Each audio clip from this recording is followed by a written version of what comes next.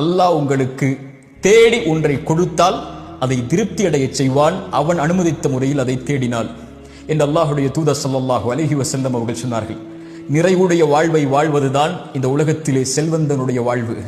கோடிகளை வைத்திருப்பதோ அல்லது சொத்துக்களை உலகம் முழுக்க குவித்திருப்பதோ ஒரு செல்வந்தவனுடைய வாழ்வல்ல. இந்த உலக வாழ்வில் வாழும் போதும் மரணிக்கும் போதும் நிம்மதியோடு அல்லாஹ் கொடுத்ததை கொண்டு திருப்தி அடைந்து அல்லாஹ்வின் மீது நல்லெண்ணத்தோடு குறைவுபடாமல், யா அல்லாஹ் எனக்கு நீ எந்த குறைவும் எதிலும் வைக்கவில்லை என்று, அல்லாஹ் எதை கொடுத்தாலும் கொடுக்கவில்லை என்றாலும் திருப்தி அடைந்து வாழக்கூடியவர்களை அல்லாஹ் ரப்புல் ஆலமீன் நேசிக்கிறான்.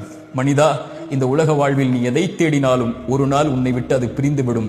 நீ யாரை நேசித்தாலும் அவர்களும் உன்னை விட்டு பிரிந்து விடுவார்கள். அவர்கள் உன்னை மறந்து விடுவார்கள் விரைவில்.